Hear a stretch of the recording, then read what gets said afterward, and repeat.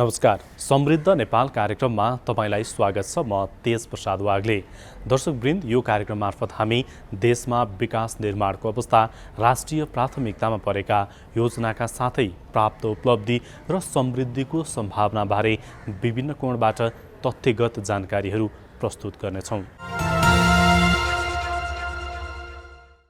COVID-19 को विश्वव्यापी महामारीका कारण नेपाल मात्र होइन, ठूला अर्थतन्त्र भएका मुलुकहरू पनि नराम्रोसँग प्रभावित भएका छन्। नेपालले आर्थिक वर्ष 2077-78 सङ्कटका बीच पनि पूर्वाधार विकाससहित राष्ट्रिय गौरवका आयोजना र रूपान्तरणकारी आयोजनाहरूको प्रगतिमा आशातीत उपलब्धिहरू हासिल गरेको छ। समृद्ध नेपालको राष्ट्रिय अभियानमा आर्थिक वर्ष 2077-78 कस्तो रह्यो? आजको श्रृङ्खलामा हामीले यही विषयमा चर्चा गर्नेछौँ।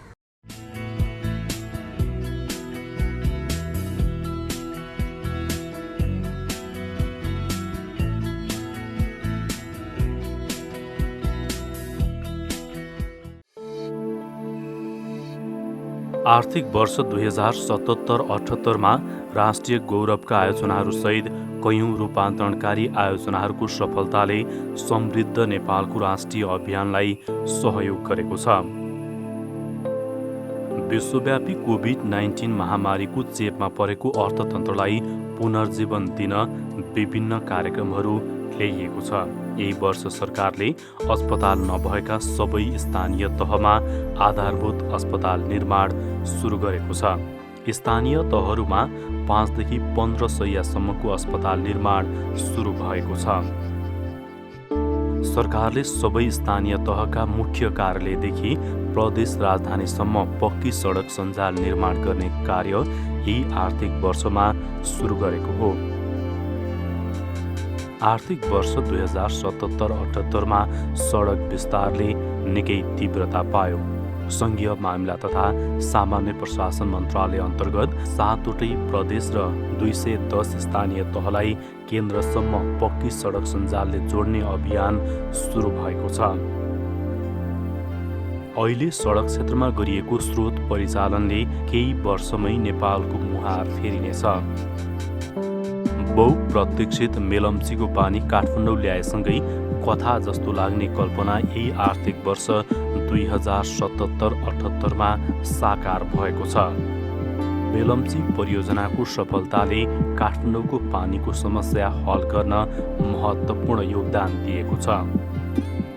अनेक प्रतिकूलता चिर्दै 2 दशकभन्दा बढी समयमा यो परियोजनाको सफलताले उपत्यकासँगै पुरै देश हर्षित बनेको थियो। मेलम्ची खानेपानी सम्बन्धी अथवा मेलम्ची नदीबाट यहाँ पानी पठान्तरण गर्नुपर्छ भन्ने एउटा सोचाइ, एउटा कल्पना 2029 सालदेखि नै भएको हो र त्यसपछि 2042 सालमा पनि विभिन्न विकल्पहरू सोचिएका थिए। त्यसमध्ये उपयुक्त विकल्प सबभन्दा विविध प्राविधिक हिसाबले भनौँ अथवा आर्थिक हिसाबले भनौँ अथवा सामाजिक हिसाबले सबभन्दा उपयुक्त विकल्प मेलम्चीमा रहेको मेलम्ची नदीको पानी काठमाडौँ ल्याउने सुरुङ मार्ग मार्फत 26 किलोमिटरको सुरुङ मार्फत ल्याउने नै उपयुक्त विकल्प देखेकोले त्यो काम सुरु भएको हो। हुन त यो काम सुरु भएको 2 दशकभन्दा बढी नै भइसक्यो। विविध कारणले समयमा हुन सकेन, तर अहिले चाहिँ मन्त्रीहरू परिवर्तन भइरहेको पनि सबै मन्त्रीहरूको प्राथमिकता खानेपानी मन्त्रालय अन्तर्गतको पहिलो प्राथमिकता नै यो मेलम्ची खानेपानी आयोजनालाई सम्पन्न गर्नु अथवा सफल पार्नु नै थियो। कृषि तथा पशुपालनलाई सरकारले आत्मनिर्भर अर्थतन्त्र र रोजगारीको भरपर्दो क्षेत्र बनाउन ल्याएका विभिन्न कार्यक्रमको सफलतासँगै यही आर्थिक वर्षमा मुलुक धुलो दुध, बटर, मासु र अण्डामा आत्मनिर्भर भएको छ। एसएमपी बटर, मासु र अण्डामा आत्मनिर्भरताको घोषणा गरिएको छ। हामीले तथ्याङ्क केलाउने हो भने क्रमशः पशुपक्षी जन्य पदार्थमा हामी आत्मनिर्भर हुँदै गइरहेको अवस्था देख्छौँ।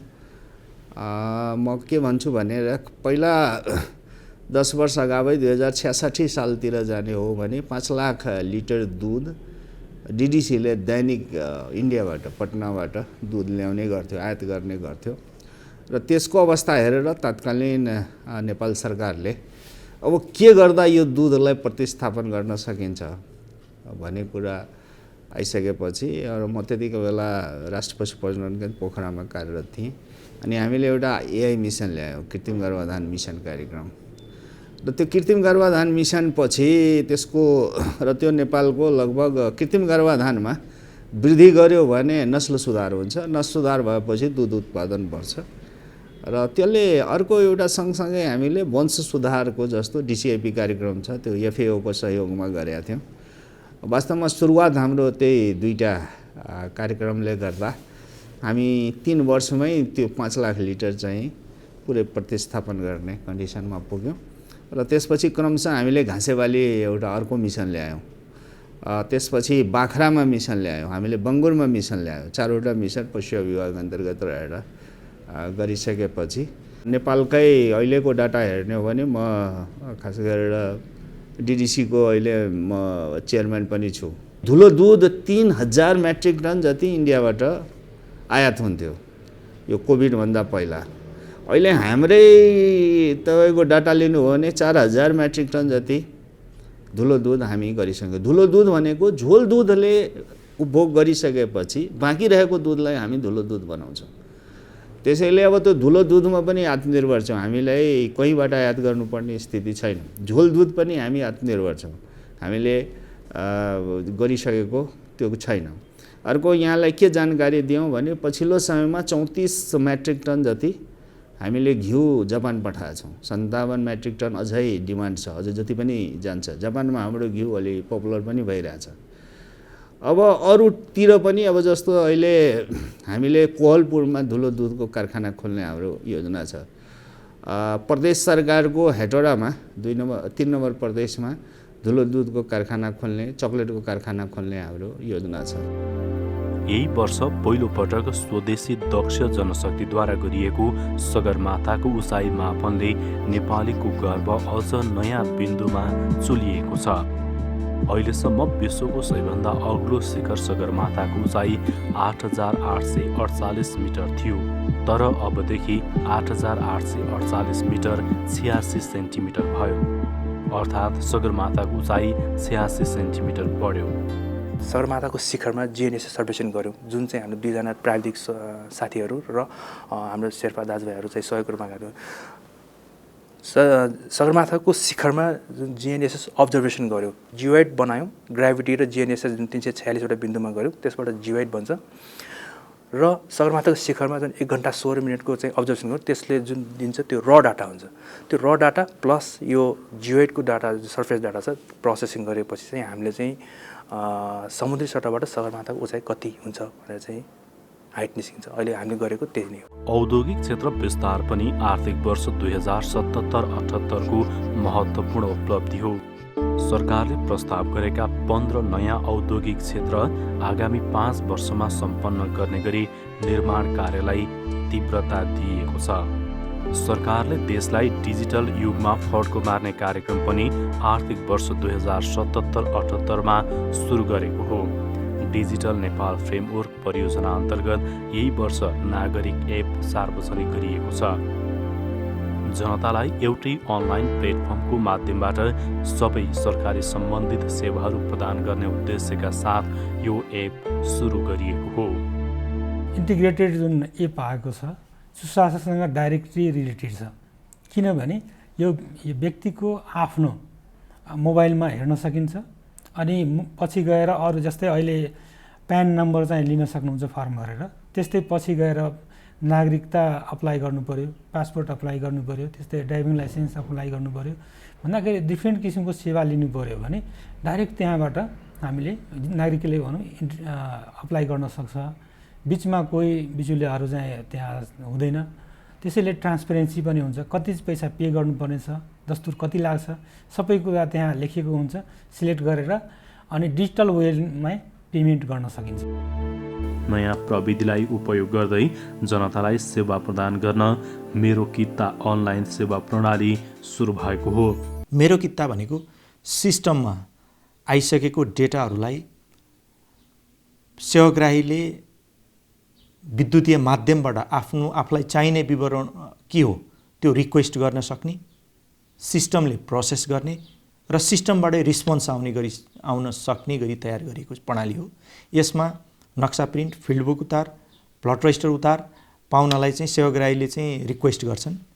आफ्नो जग्गाधनी प्रमाण पूर्जाको प्रतिलिपि, नागरिकताको प्रतिलिपि त्यही अपलोड गरेर र त्यो सिस्टममा गइसकेपछि यो नक्सा डाटाको लागि राजस्व यति लाग्छ भन्ने इन्फर्मेसन पनि सेवाग्राहीको मोबाइलमा आफ्नो इन्ट्री गर्दा जुन मोबाइल नम्बर इन्ट्री भएको छ त्यसमा चाहिँ रिफ्लेक्सन हुने गरी आउँछ र यसको राजस्व यो सिस्टमबाट।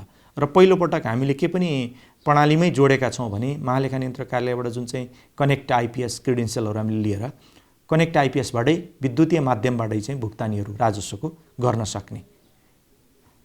त्यो भुक्तानी भइसकेपछि अफिसले प्रोसेस गर्छ र कार्यालयले प्रोसेस गरेर अनि पिडिएफ चाहिँ सम्बन्धित सेवाग्राहीको मोबाइल, ल्यापटप अथवा डेस्कटपमा चाहिँ डाउनलोड गरेर प्रिन्ट गर्न सक्ने गरी रिफ्लेक्सन हुन्छ।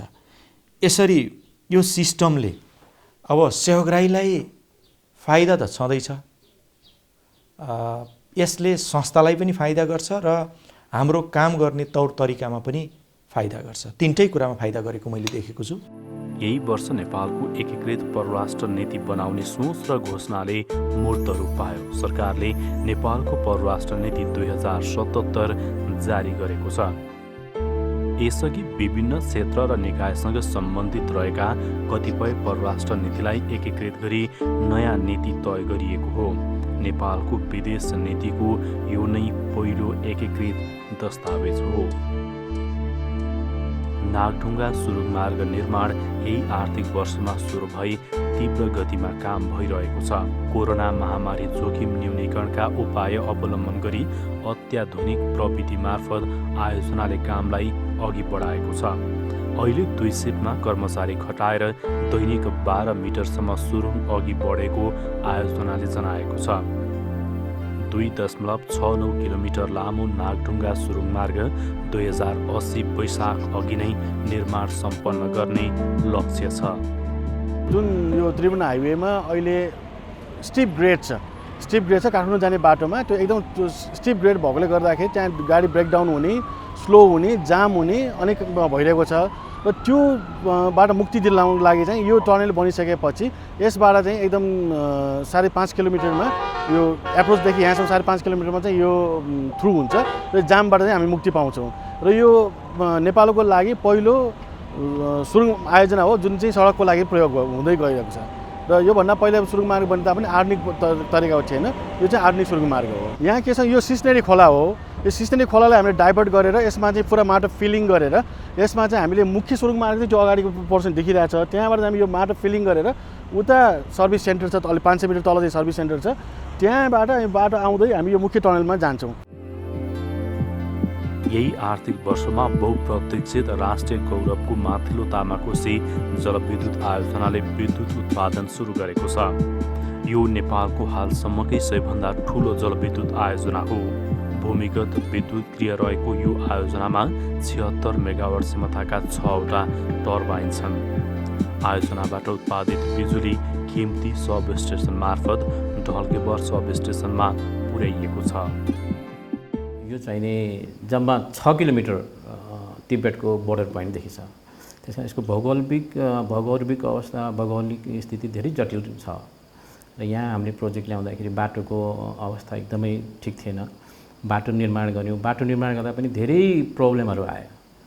त्यसकारण मेन यसको प्रोजेक्ट नै सेकेन्डरी प्रोजेक्ट भनेको बाटोकै कन्स्ट्रक्सन पर्यो। यसकारण धेरै दुर्गम ठाउँमा छ अवस्थित। हामी आत्मनिर्भर हुन्छौँ बिजुलीको उसमा धेरै हदसम्म। प्रत्येक एभ्री 20 डेजमा युनिट थप्दै जाने हो। त्यहाँ 6वटा युनिट छ भन्दाखेरि यो फर्स्ट 76, त्यसपछि एभ्री 20 डेज आफ्टर 76 गरेर अल्टिमेटली 456 मेगावाट। सुरुदेखि नै हाम्रो आयोजनाका सबै साथीभाइहरू सबै कन्ट्रिब्युसन, अहोरात्र खटेर काम गर्ने, डिफ्रेन्ट अवस्था सिचुएसनहरूमा काम गऱ्यौँ। त्यसपछि हामीलाई दात्री संस्थाहरूको, विद्युत प्राधिकरणको, सरकारी निकायहरूको हाम्रो सबै लेभलमा हामीलाई सहयोग भयो त्यसले गर्दा आजसम्म हामी यो अवस्थामा आउन सफल भएका छौँ। काठमाडौँको चोभार स्थित सुक्खा बन्दरगाहको भौतिक निर्माण पनि यही आर्थिक वर्षमा सम्पन्न भएको छ। मुलुकको अन्तर्राष्ट्रिय व्यापारलाई थप सहजीकरण गर्ने दीर्घकालीन सोच अनुसार राजधानीमा सुक्खा बन्दरगाह निर्माण गरिएको हो। बाह्य मुलुकबाट आयात र नेपालबाट निर्यात हुने सामानलाई एकीकृत सेवा दिन सुक्खा बन्दरगाह तयार गरिएको छ। 3टा च्यालेन्ज चाहिँ यहाँ फेस गरिरहेको छौँ। एउटा अब कोभिडले गर्दाखेरि कति कामदार पनि कोभिडबाट डराएको र कतिलाई चाहिँ कोभिड पनि भएको केस पनि छ, एउटा त्यो भयो। र त्यसको लागि हामीले चाहिँ बेला बेलामा हामीले चाहिँ कन्ट्र्याक्टरलाई भनेर कोभिडको चेक पनि गराउने र जसलाई कोभिड देखेको छ उसलाई आइसोलेसनमा राख्ने र पर्दाखेरि हस्पिटलमा राख्ने, जुन कन्ट्र्याक्टरकै खर्चले राख्ने, त्यो एउटा चाहिँ गरेर कामदारहरूलाई हामीले रिटेन गर्न सक्यौँ। र अर्को माल सामान ल्याउन पनि एकदमै मुस्किलको समय छ र तर पनि हामीले चाहिँ सम्बन्धित निकायसँग समन्वयन गर्दै सामान पनि ल्याउन हामीले चाहिँ सफल भएको छौँ। र अलिकति यो रेनिङ यो पानी पनि अलिकति हामीले सोचेभन्दा अगाडि पानी पनि पर्दैन। अब हाम्रो चाहिँ यो जस्तै यो गोदामहरू छाना लाउने, यो चाहिँ स्लाइडिङहरू राख्नलाई पनि पानीले चाहिँ एकदमै डिस्टर्ब गर्ने र हाम्रो चाहिँ धेरै यो भुइँ ढलानलाई पनि चाहिँ पानीले डिस्टर्ब गर्ने। यो कुराको बावजुद पनि हामीले चाहिँ यो परियोजनालाई चाहिँ अब अहिलेको तोकिएको समयमा चाहिँ हामीले चाहिँ यस्तो च्यालेन्जको बावजुद पनि यो समयमा सकाउनुपर्छ भनेर हामीले चाहिँ लागिरहेको छौँ। धरहरा निर्माण कार्य पनि यही आर्थिक वर्षमा सम्पन्न भएको छ। सुनको जलपले टिलिक्क टल्किने गजुर सहितको धरहरा 2072 सालको भूकम्पले ढालेको 6 वर्षपछि पुनर्निर्माण भएको हो। धर्राको पुनर्निर्माणको कुरा गर्दाखेरि यसलाई जुन ठाउँमा धर्रा अहिले ढल्यो त्यसैलाई भत्काएर त्यही ठाउँमा बनाउने कि भन्ने एउटा विषय। दोस्रो चाहिँ विषय होइन, त्यो धर्राको अहिलेको जुन बचेको चाहिँ जुन चाहिँ ढलेर बचेको भाग छ त्यसलाई जस्ताको तस्तै राख्नु, त्यो भग्नावशेषलाई, त्यसपछि केही पनि नगरौँ, त्यो चाहिँ जति एरिया छ त्यसलाई त्यत्तिकै छोडिदिउँ भन्ने पनि थियो दोस्रो चाहिँ दृष्टिकोण। तेस्रो दृष्टिकोण होइन यो पुरानै ठाउँमा बनाऊ तर बनाउँदाखेरि चुना र सुर्खीले मात्रै बनाऊ भन्ने पनि थियो। र त्यस पछाडि गएर अर्को विकल्प होइन, त्यसो गर्दाखेरि चाहिँ गरेर यो पुरानोलाई भत्काउने कुरा पनि नगरौँ, जहाँ छ त्यसलाई त्यही स्वरूपमा चाहिँ बचाएर राखौँ र जसले त भावी पुस्ताले कुन चाहिँ निर्माण सामग्री वा कस्तो विधिबाट कसरी चाहिँ बनेको रहेछ भन्ने कुरा देख्न पाउने अवस्था पनि बन्नेछ एकातिर। त्यो काम पनि हामीले चाहिँ सोच्यौँ र त्यसपछि त्यो भग्नावशेषलाई यथावत रूपमा राख्ने, त्यहाँ चाहिँ यो धर्रा बनाउने ठाउँमै दूरसञ्चार हाम्रो चाहिँ त्यसपछि गएर चाहिँ विद्युत प्राधिकरण, ढलको, खानेपानीका सबै खालका संरचना त्यहाँभित्रबाट गएको थियो, त्यसलाई चाहिँ डाइभर्ट गरेर त्यसलाई चाहिँ व्यवस्थापन गर्नुपर्ने, जनताहरू भित्रैबाट हिँड्ने खालको बाटोको रूपमा प्रयोग भएको थियो धर्राको साइडबाट, त्यसलाई उपयुक्त ठाउँबाट चाहिँ बाटो निकासहरू निकाल्न पर्ने, उपाको मार्ग लगायतका सांस्कृतिक चाहिँ बाटाहरूलाई चाहिँ व्यवस्थापन गर्नुपर्ने, पानीको व्यवस्थापन गर्नुपर्ने, सुन्धारालाई चाहिँ फेरि चाहिँ पहिलाकै अवस्थामा चाहिँ ल्याउनु पर्ने, अनि चाहिँ हाम्रा चाहिँ त्यसको लागि चाहिँ त्यहाँ चाहिँ जुन ठाउँमा गुरुजना बनेको थियो त्यसमा चाहिँ यो चाहिँ हाम्रो चाहिँ हुलाकको कार्यालय थियो त्यसलाई चाहिँ हटाउनु पर्ने, सञ्चय कोषको भवनलाई चाहिँ भत्काउनु पर्ने, टक्सारको भवनलाई भत्काएर अर्को ठाउँमा स्थापित गरेर मात्रै काम गर्नुपर्ने, यी यावत खालका चुनौतीहरू हाम्रा बिचमा थिए। तर हामीले चाहिँ सबैसँग सहकार्य गरेर सबै संस्थाहरूसँग समन्वय गरिकन यसको महत्त्वलाई चाहिँ राम्रोसँग बताउँदैकन तत् निकाय र संस्थाहरूको चाहिँ पनि आवश्यकता के हो त्यसलाई चाहिँ बुझेर त्यही ढङ्गको संरचना अन्यत्र बनाइदिएर चाहिँ ती निकायहरूलाई त्यहाँ सार्ने, उनीहरूको पनि व्यवस्थापन गर्ने र धर्राको काम पनि अगाडि बढाउने, यो कुरालाई एकसाथ लिएर गइकन धर्रालाई आजको स्वरूपमा चाहिँ हुने गरिकन हामीले चाहिँ निर्माण गर्न सफल भएका हौँ। साथै पुनर्निर्मित ऐतिहासिक रानी पोखरीको उद्घाटन 2077 कार्तिक 5 गते बुधबार गरिएको थियो। ऐतिहासिक रानी पोखरीले पनि पुनर्निर्माणसँगै पुनर्जीवन पाएको छ। यसका साथै भूकम्पपछिको पुनर्निर्माण अहिले अन्तिम चरणमा छ। ठुलो सङ्ख्यामा हामीले पुनर्निर्माणको काम चाहिँ सम्पन्न गरेका छौँ। अर्थात् हामीले चाहिँ पुनर्निर्माणको मूलभूत रूपमा हाम्रा चाहिँ जति पनि सबभन्दा ठुलो चाहिँ काम भनेको निजी आवास हो, सबभन्दा जटिल काम भनेको निजी आवास हो। अरू संरचना त हाम्रो रकम व्यवस्था गर्दै कर्मश काम पनि गर्न सकिने स्थिति हुन्छ। त्यो हिसाबले हेर्ने हो भने पुनर्निर्माणको मूलभूत रूपमा चाहिँ काम चाहिँ सम्पन्न भएको अवस्था छ। यसरी आर्थिक वर्ष 2077-78मा राष्ट्रिय गौरवका आयोजनाहरूसहित कयौँ रूपान्तरणकारी आयोजनाको सफलताले समृद्ध नेपालको अभियानलाई सहयोग गरेको छ।